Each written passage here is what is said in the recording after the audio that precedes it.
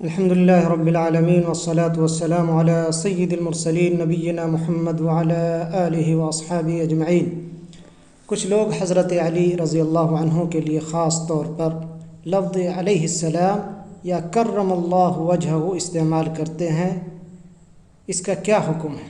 اس سلسلے میں یہ بات جاننی چاہیے کہ حضرت علی کے لیے ان دو صیغوں کا استعمال کرنا اور ان کے لیے خاص کرنا، اس کی کوئی بنیاد نہیں ہے، کوئی دلیل نہیں ہے اس کی۔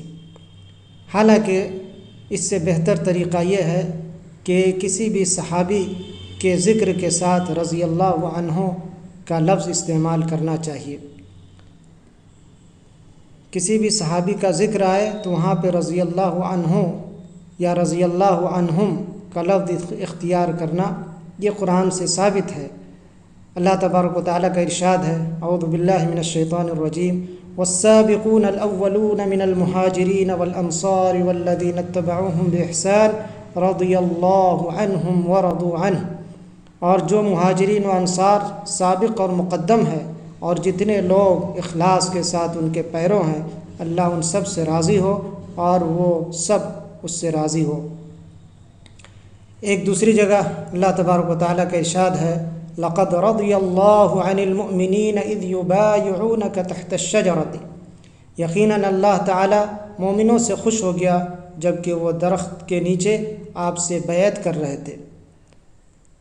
لہذا اس سے معلوم ہوا کہ جب کسی صحابی کا ذکر آئے یا ان سے کوئی حدیث روایت کی جائے تو رضی اللہ عنہم کا لفظ کہنا چاہیے، اور یہی اہل سنت کا طریقہ رہا ہے کہ جب بھی صحابہ میں سے کسی ایک کا یا زیادہ یا ایک سے زائد صحابی کا جب نام آتا ہے تو رضی اللہ عنہ یا رضی اللہ عنہم استعمال کرتے ہیں۔ یہ اہل سنت والجماعت کا طریقہ رہا ہے۔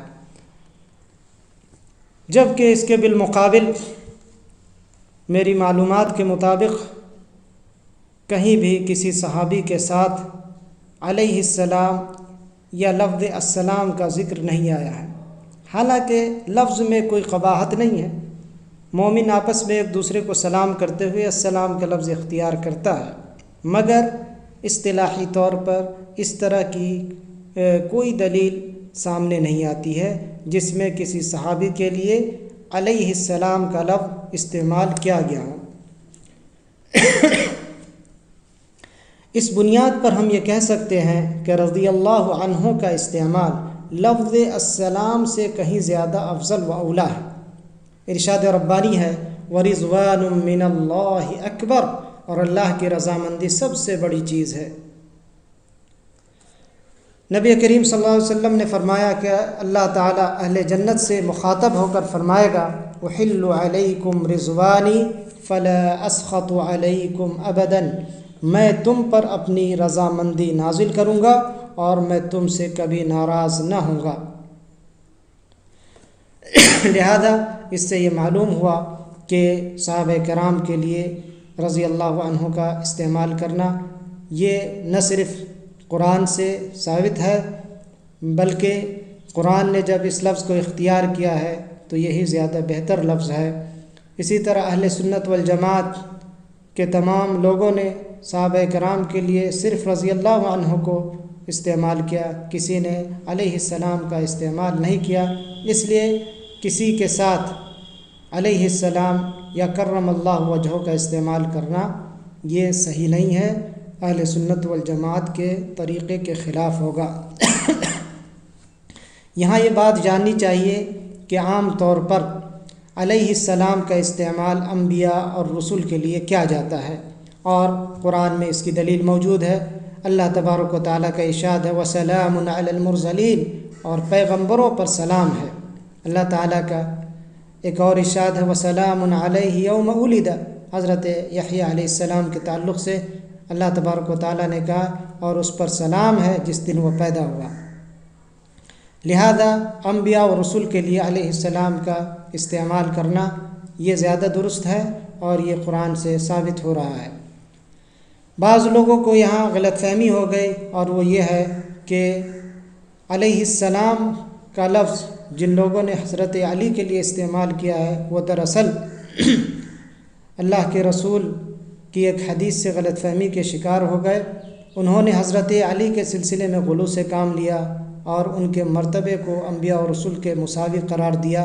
اسی جرم کی وجہ سے، اسی غلط فہمی کی وجہ سے کچھ لوگ حضرت علی کو علیہ السلام لکھنے لگے۔ اللہ کے رسول صلی اللہ علیہ وسلم نے حضرت علی کے بارے میں فرمایا انت منی بمنزلۃ ہارون من موسیٰ۔ یہ صحیح مسلم اور صحیح بخاری کے اندر یہ روایت آئی ہے۔ اس کا مطلب ہے تمہارا مقام میرے نزدیک وہی ہے جو ہارون کا حضرت موسیٰ علیہ السلام کے نزدیک تھا۔ لہذا حضرت علی کے بارے میں غلو کرنے والوں نے حضور صلی اللہ علیہ وسلم کے اس جملے کو دلیل بناتے ہوئے انہیں علیہ السلام یا کرم اللہ وجہہ کہنا شروع کر دیا۔ یہ روافظ کا اور ان جیسے زیدیہ فرقے کے لوگوں کا جو ہے حال ہے۔ اس چیز سے اہل سنت والجماعت کے لوگوں کو بچنا چاہیے۔